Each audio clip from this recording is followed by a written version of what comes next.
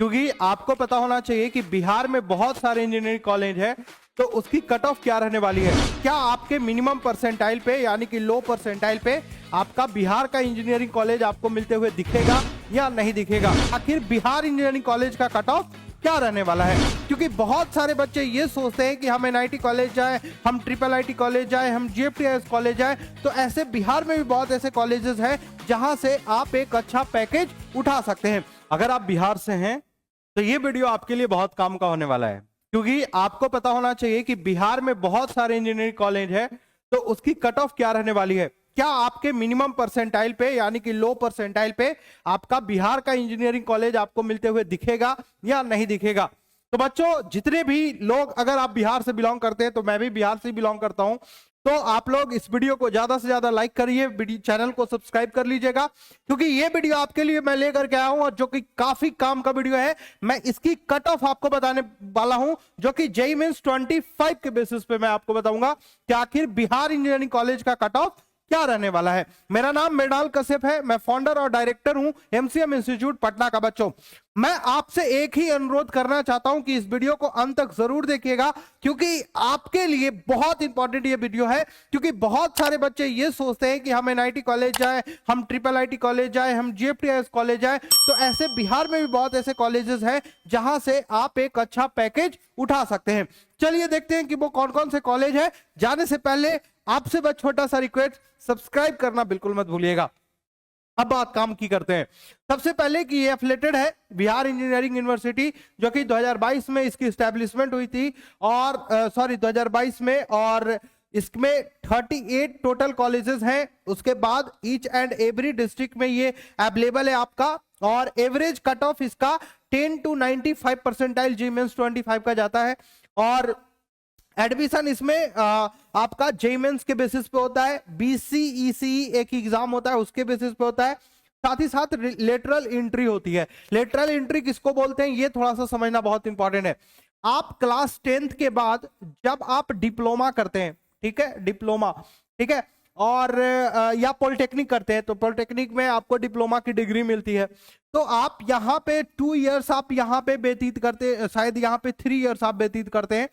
तो आप डिप्लोमा करने के बाद एक और एग्जाम होता है, वो होता है रीट का एग्जाम होता है। बहुत सारे लोग अगर नहीं जानते हैं तो जान लीजिए कि रीट का एग्जाम होता है। उसके थ्रू आप जो है गवर्नमेंट इंजीनियरिंग कॉलेज में आप एडमिशन लेते हैं, और इवन कि रीट एग्जाम देने के बाद आप एनआईटी, बहुत सारे एनआईटीज वगैरह में भी मतलब एडमिशन होता है। लेकिन ये कहना मेरे लिए थोड़ा सा सही नहीं होगा, क्योंकि अभी क्या सिनेरियो है मुझे नहीं पता, लेकिन ऐसा देखा गया था, माना गया था कि उस समय हुआ करता था।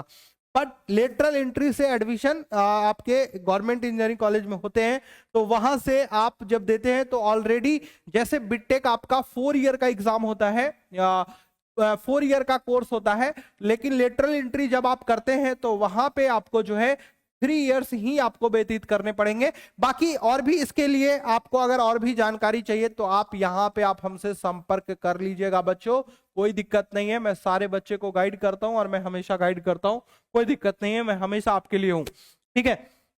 अब काम की बात करते हैं कि अब ये बिहार इंजीनियरिंग एक एमआईटी मुजफ्फरपुर है। एमआईटी मुजफ्फरपुर का हमेशा कट ऑफ जो जाता है वो 80 to 95 परसेंटाइल जाता है। प्लेसमेंट इसके जो है आपके काफी बेहतर हैं, ठीक है, प्लेसमेंट काफी बेहतर है। लोकेशन मुजफ्फरपुर बिहार में ये पड़ता है, जो बिहार से है उनको पता है कि मुजफ्फरपुर कहाँ है, तो मुजफ्फरपुर बिहार में इसका लोकेशन पड़ता है। सेकेंड नंबर पे आता है बीसीई भागलपुर। भागलपुर भी आप जानते हैं इसकी कट ऑफ 78 से 91 परसेंटाइल तक रहती है, और इसका भी प्लेसमेंट काफी अच्छा देखने को मिलता है, और लोकेशन ये भागलपुर बिहार में स्थित है। और उसके बाद आप बीसी बख्तियारपुर, कट ऑफ इसका 75 to 91 परसेंटाइल जाता है, प्लेसमेंट एक्सलेंट है। लोकेशन आपका पटना के अंतर्गत आता है, बख्तियारपुर पटना डिस्ट्रिक्ट में ही पड़ता है, तो ये पटना के अंतर्गत ही आता है बख्तियारपुर कॉलेज जो है, बीसी बख्तियारपुर। और यहाँ पे जीसीई है, ठीक है, जीसीई गया जो कि काफी बेहतर कॉलेज है। यहाँ पे भी आपको 70 to 85 परसेंटाइल तक ये कॉलेज आपको मिलते हैं। तो सर ये कॉलेज जो है वो जीएफटीआईएस के अंतर्गत आता है, तो हाँ, ये कॉलेज जीएफटीआईएस के अंदर आता है। और जब आप जेईई मेंस के मार्क्स के बेसिस पे इन कॉलेज में आप एडमिशन लेते हैं तो आपको जो है ये बिहार के कुछ कॉलेजेस हैं जो आपको मिल सकते हैं। ठीक है। और मैं जो कट ऑफ आपको बता रहा हूं, मैं इन जनरल कट ऑफ बता रहा हूं। तो यहाँ पे आप समझ लीजिए कि ओबीसी वाले बच्चे हैं, ईडब्ल्यूएस वाले बच्चे हैं, या फिर एससी एसटी वाले बच्चे हैं, तो आप अपने हिसाब से 10 से 15 परसेंटाइल इसमें कम कर लेंगे, और एससी एसटी वाले जो है वो 20 परसेंटाइल और कम कर लेंगे। ठीक है, तो वो कॉलेज उनको मिलते हुए दिखेगा। उसके बाद ये गया में पड़ता है एनसी चंडी, एनसी चंडी, जो कि 70 to 82 परसेंटाइल है, और इसकी प्लेसमेंट काफी अच्छी है, और लोकेशन आपका यहाँ पे नालंदा है। ठीक है, लेकिन कंपैरिजन टू ये समझिएगा कि मैं ये जो बात बोला कि प्लेसमेंट काफी अच्छा है, तो आप इसमें अब आपको 10 से 15 लाख का प्लेसमेंट नहीं देखने को मिलेगा। ठीक है, ऑन एवरेज 5 लाख, 6 लाख, 4 लाख, इस तरीके का प्लेसमेंट आपको देखने को मिलेगा।